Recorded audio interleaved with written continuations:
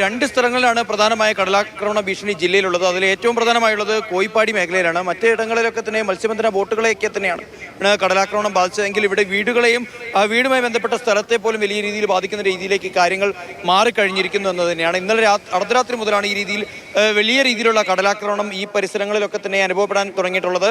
ഇപ്പോൾ ആളുകളൊക്കെ തന്നെ ഇവിടെ നിന്ന് മാറുകയാണ് ബന്ധുവീടുകളിലേക്കും. അതോടൊപ്പം തന്നെ ആവശ്യമെങ്കിൽ ക്യാമ്പ് തുടങ്ങാമെന്നുള്ള തയ്യാറെടുപ്പുകളിലേക്കൊക്കെ തന്നെ പഞ്ചായത്ത് അധികൃതർ എത്തിക്കഴിഞ്ഞിരിക്കുന്നത്. കുമ്പള പഞ്ചായത്ത് അധികൃതർ അല്പസമയം മുൻപാണ് ഇവിടെ എത്തി സ്ഥലം സന്ദർശിച്ച് മടങ്ങിയത്. എന്നാൽ ചില ആളുകൾക്ക് ഇപ്പോഴും ഇവിടെ നിന്ന് പോകാനായിട്ടില്ല. കാരണം പ്രായമായ ആളുകളും അതോടൊപ്പം തന്നെ രോഗികളായിട്ടുള്ള ആളുകളുള്ള വീടുകളിൽ നിന്നുള്ള ആളുകളൊക്കെ തന്നെ ഇപ്പോഴും വലിയൊരു പ്രയാസം നേരിടുകയാണ്.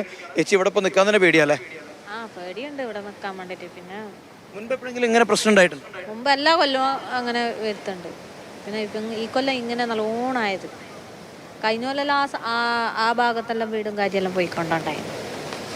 വീടിന്റെ തൊട്ട് പിറകിൽ വരെ എത്തില്ലേ കടല്? കഴിഞ്ഞ കൊല്ലം അവിടം വരെ ഉണ്ടായിരുന്നു. കടൽ ഒഴുകി ആ സൈഡ് ആ ഭാഗത്ത് അപ്പുറത്തെല്ലാം ഉണ്ടായിരുന്നു. അസുഖമുള്ള ആൾക്കാരുള്ള ആയതുകൊണ്ട് ക്യാമ്പിലേക്ക് പോകാൻ പ്രയാസമായിരിക്കും അല്ലേ? അത് ഇവർക്ക് പിന്നെ നടക്കാൻ കുറച്ച് ബുദ്ധിമുട്ടും കാര്യമെല്ലാം ഉണ്ടല്ലോ, അതുകൊണ്ടാണ്. അയൽവാസികളൊക്കെ പോയോ? ബന്ധുവീടുകളിലേക്കൊക്കെ പോയോ? ഞങ്ങൾ രണ്ടുപേരേ ഉള്ളൂ. ഇപ്പൊ ഉള്ളത് രണ്ടുപേരേ ഉള്ളൂ. രണ്ട് വീട്ടുകാർ മാത്രമേ ഇവിടെ ബാക്കിയുള്ളൂ അല്ലേ? അതുതന്നെയാണ് പ്രജീഷ്. ശാരീരിക പ്രയാസങ്ങളൊക്കെ തന്നെ അനുഭവിക്കുന്ന ആളുകളെ സംബന്ധിച്ച് ഇവിടെ നിന്ന് മാറുക എന്നുള്ളതിലും ഏറെ പരിമിതികളുണ്ട്. അപ്പോൾ അവർ അതിനുള്ള എന്തെങ്കിലും തരത്തിലുള്ള ഒരു സമാന്തര സജ്ജീകരണം ഒരുക്കാനുള്ള തയ്യാറെടുപ്പുകളിലേക്ക് അല്ലെങ്കിൽ അത്തരത്തിലുള്ള സംവിധാനങ്ങൾ ഉണ്ടാകുമോ എന്നുള്ള പ്രതീക്ഷയിൽ തന്നെ നിൽക്കുകയാണ്. വലിയ രീതിയിലുള്ള പ്രയാസം തന്നെ നമുക്കിവിടെ കാണാൻ സാധിക്കുന്നു. വീടിന് തൊട്ടുപിറകിലേക്ക് എത്തിയിരിക്കുകയാണ് കടൽ.